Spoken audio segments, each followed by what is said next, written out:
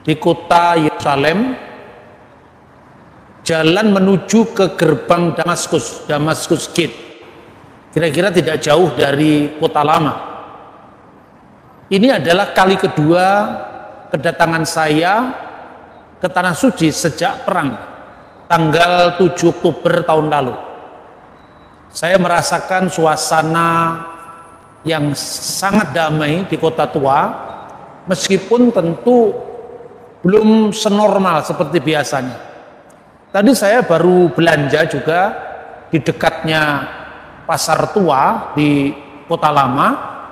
Saya belanja buah delima yang katanya jumlah bijinya itu 613, sesuai dengan jumlah hukum Musa menurut sistematik para rabi yang dikenal dengan Taryat Misfot Bine Mose. Taryat Misfot Mose, 613 hukum Musa. Nah, saudara-saudara, tidak seperti yang diberitakan di tanah air bahwa seolah-olah Yerusalem itu sedang gaduh, sedang kacau. Kenyataannya tidak seserem yang diberitakan. Kehidupan serasa normal seperti biasa, sekalipun bagi masyarakat tentu banyak yang menjerit, khususnya di wilayah Palestina, karena dengan situasi ini tidak banyak turis yang datang seperti biasa, sehingga ini sangat menyengsarakan kehidupan masyarakat sipil. Karena itu saya berharap teman-teman di Indonesia, ayolah kita pergi ke Tanah Suci, kita memberkati baik saudara-saudara kita dari warga Israel maupun Palestina. Nah, malam hari ini saya ingin membawakan satu tema yang mungkin pernah saya bawakan di beberapa forum, tetapi saya merasa ini sangat menarik apabila saya bawakan di tengah situasi yang sangat damai di kota lama Yerusalem, yaitu menuju dialog damai Yahudi, Kristen, dan Islam, atau lebih tepatnya menuju trialog damai antara Yahudi, Kristen, dan Islam.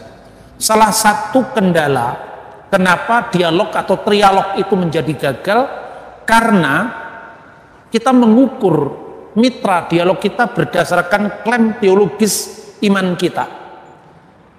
Sering saya sampaikan tentang dialog Islam Kristen. Saya sering mengutip seorang penulis Muslim dari Iran, Dr. Sayyid Husin Nasir, dalam bukunya Islam Antara Cita dan Fakta.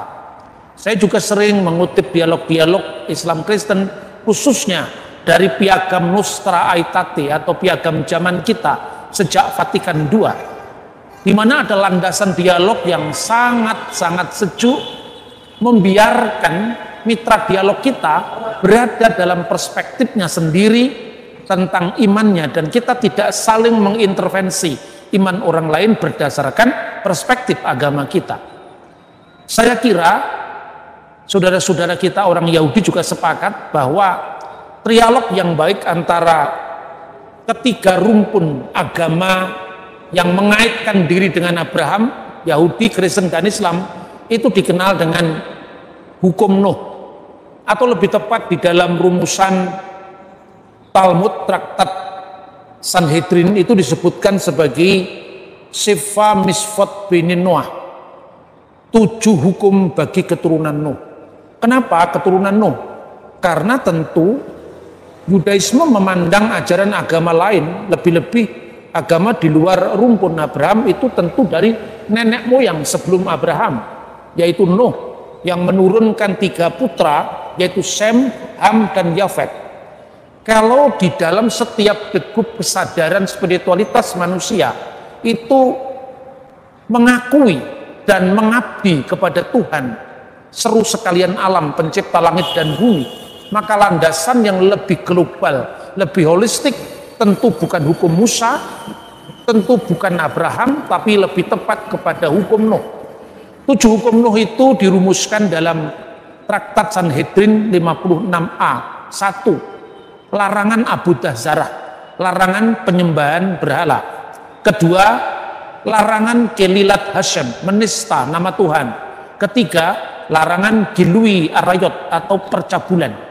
Keempat, larangan kitel, tindakan kekerasan, pembunuhan, perampokan.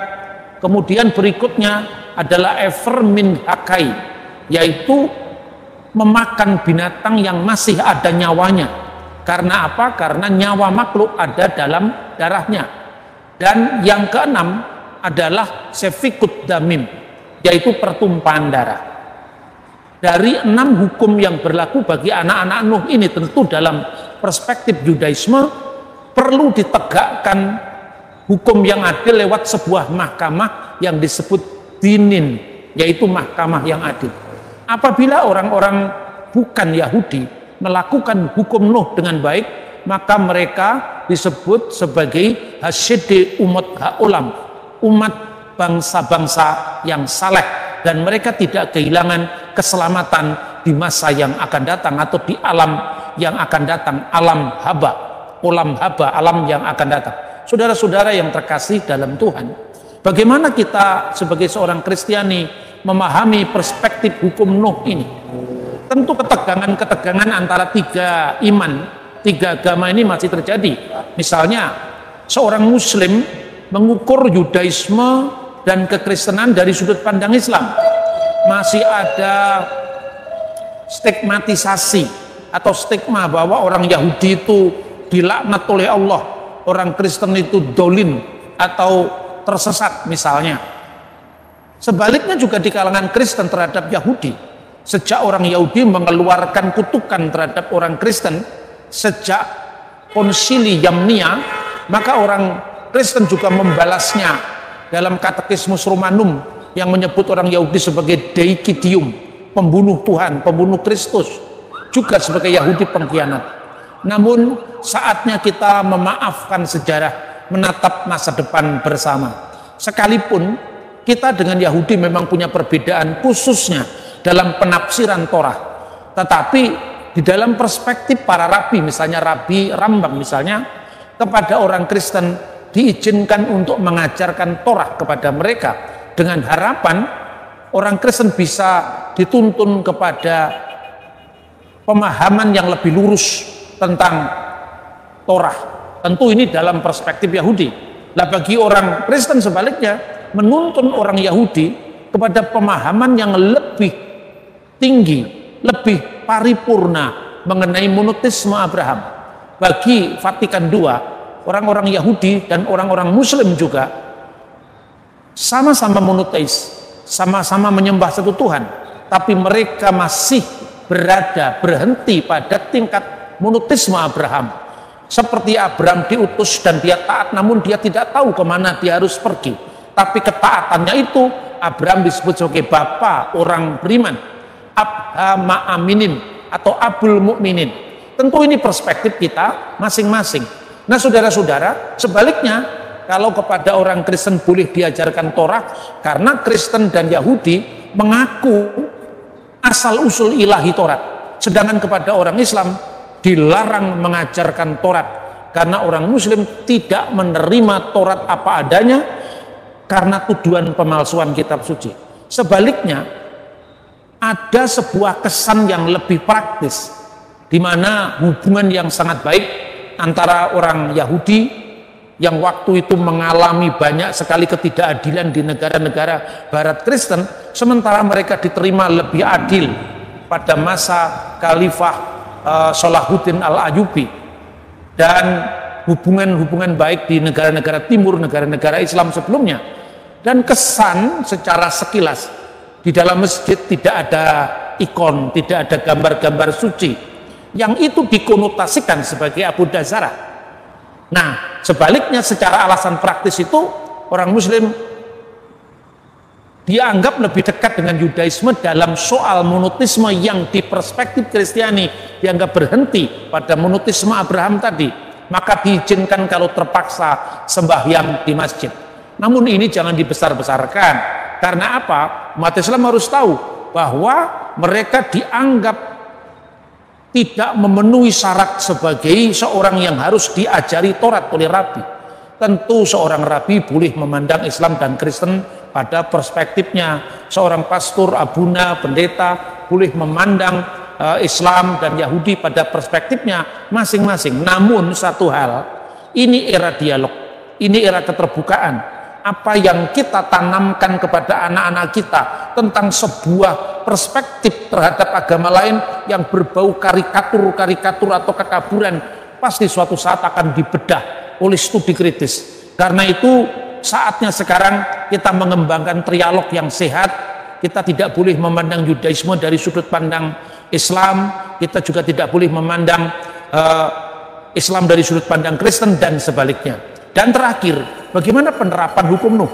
Kalau saudara-saudara datang ke Me'asyarim, saudara-saudara datang dalam perjalanan dari Qumran menuju ke kota Yerusalem, di jalan-jalan itu ditempelkan kampanye hukum Nuh, yang intinya agar setiap orang-orang bukan Yahudi yang mengikuti hukum Nuh ini, maka dia diselamatkan. Jadi dengan kata lain, orang Kristen Goyim, orang Muslim yang makan onta tidak melanggar hukum. Jadi artinya jangan karena di dalam Quran dilarang makan babi maka serta-merta Islam itu sama dengan Taurat. Tidak, karena ada banyak hukum Taurat yang dilanggar dengan sejuk, dengan damai, sebagaimana Daud di dalam kitab Mazmur pernah mengatakan, Shalom Yerusalem, berdoalah untuk kesejahteraan Yerusalem. Dan satu ayat lagi, Hinehmatov umanaim syefet ahim gam yakat.